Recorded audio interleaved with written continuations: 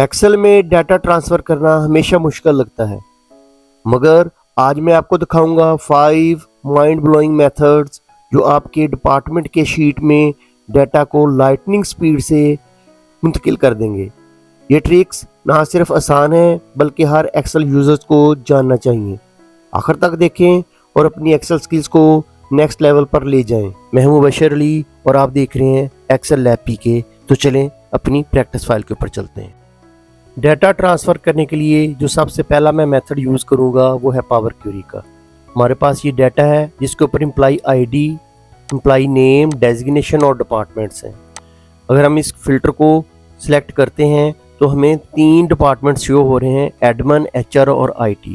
हम चाहते हैं ये तीनों डिपार्टमेंट्स यहाँ पे इनकी शीट्स बन जाएं और ये डाटा ऑटोमेटिकली उन शीट्स के ऊपर ट्रांसफ़र हो जाए। और जैसे ही हम कोई नई एंट्री करते जाएं और डाटे को रिफ़्रेश करें तो वो डाटा उसके ऊपर जो है मुंतकिल हो जाए, शिफ्ट हो जाए।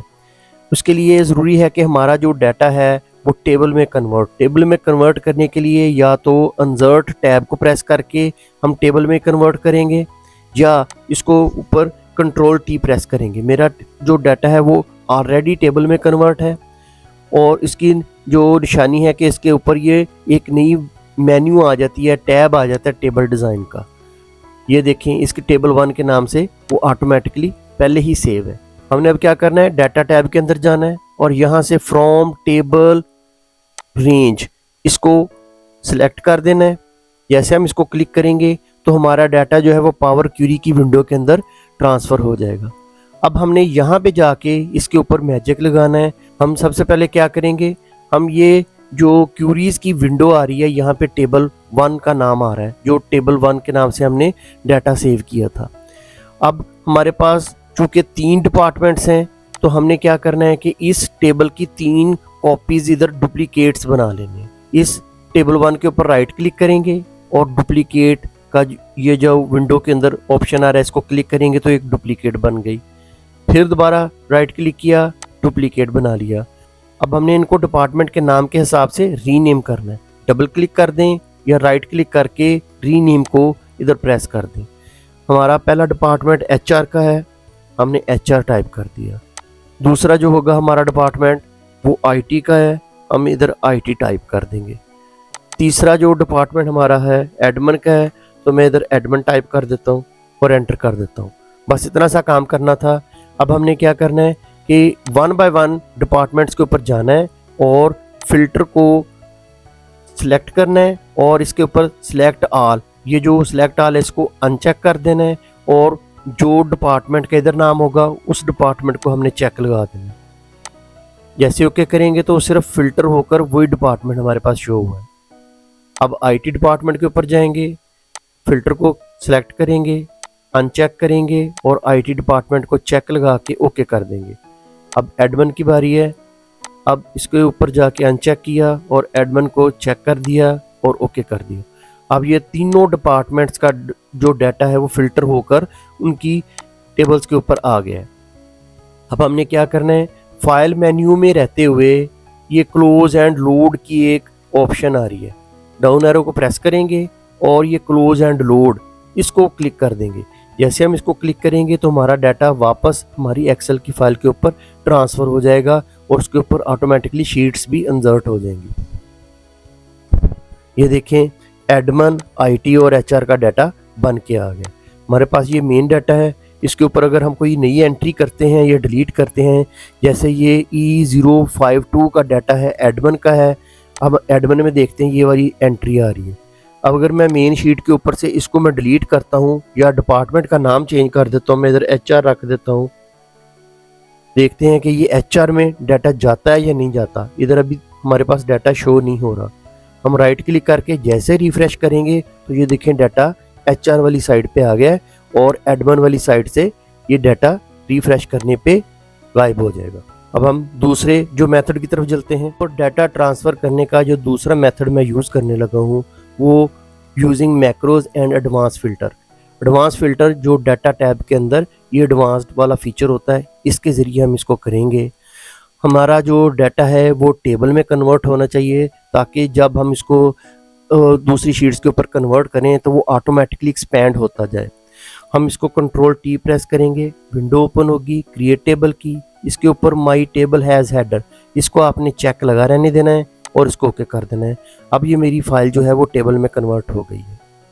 अब मैं इसके ऊपर एक नई शीट इंसर्ट करूँगा और इसकी जो हेडिंग्स होंगी उसको मैं कॉपी कर लेता हूँ और अपनी शीट के ऊपर यहाँ पे जाके मैं इसको पेस्ट कर देता हूँ।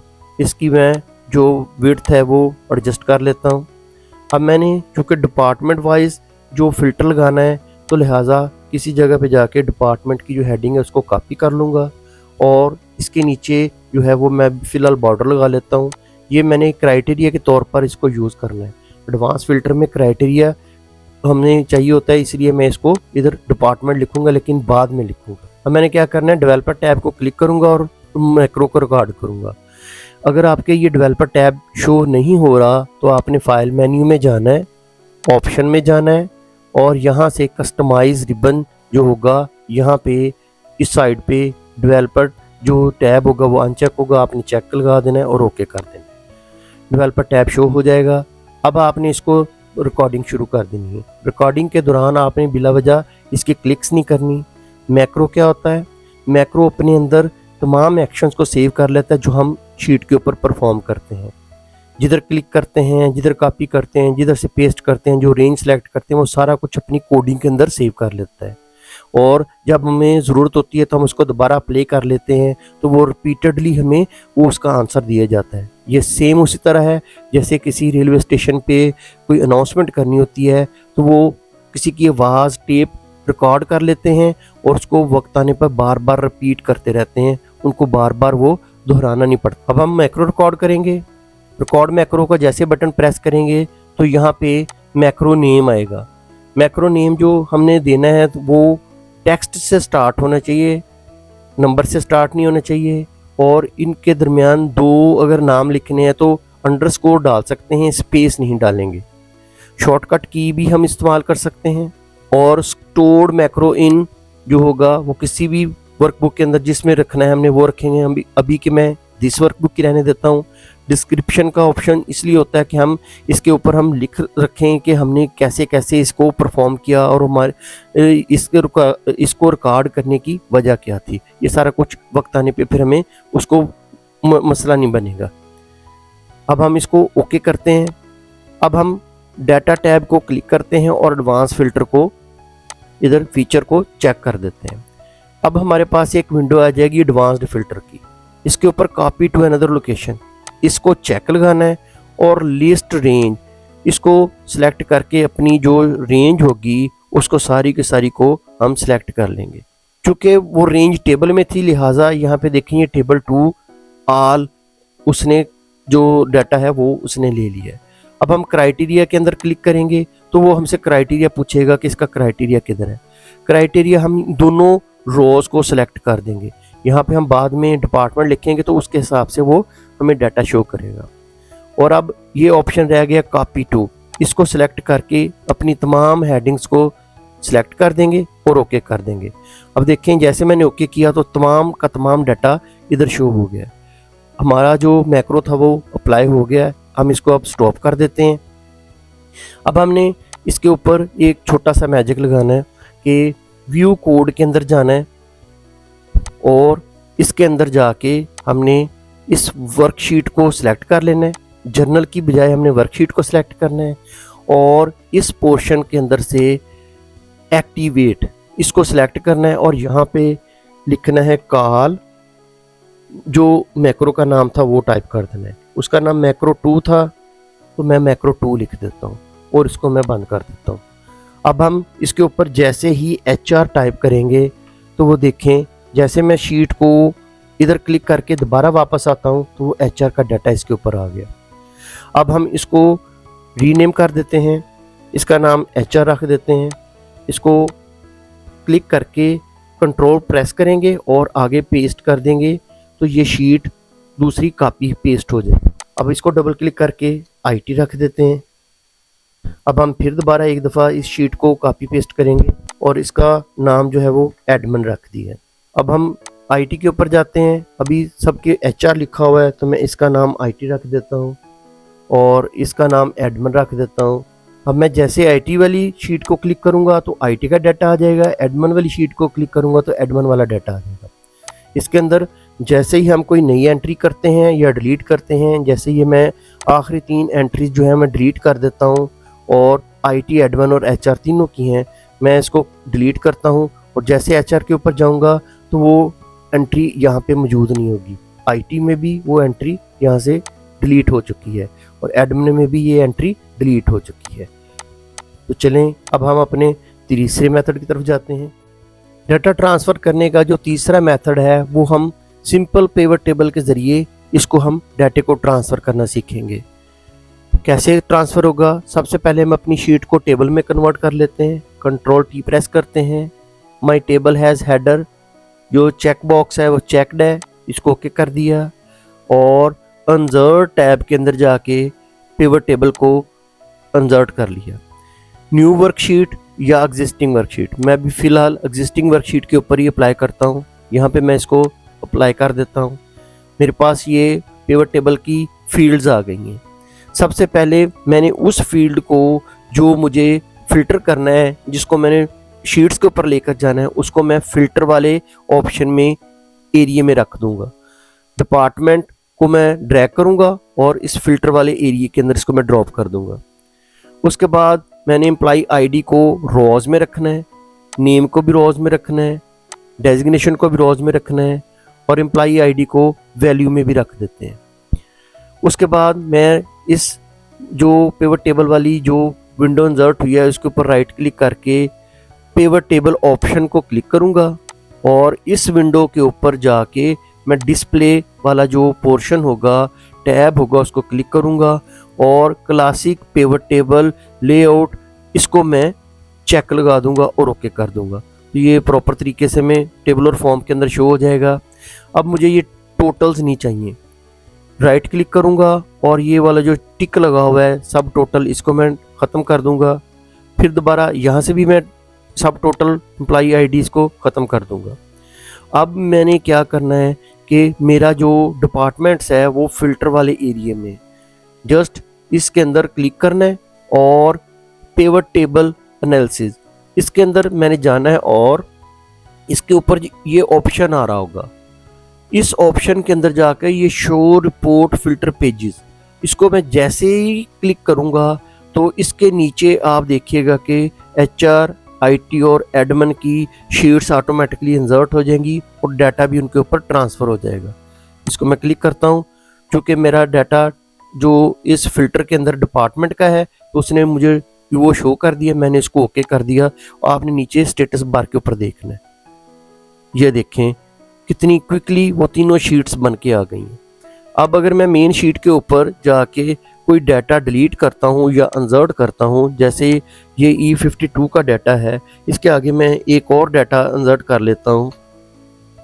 मैं E53 का डाटा ले लेता हूँ और उसका जो है वो कोई सा भी नाम रख देता हूँ और एचआर में ही है। अब मैं एचआर में जाऊँगा तो यहाँ पे ये देखें E053 का डाटा नहीं है।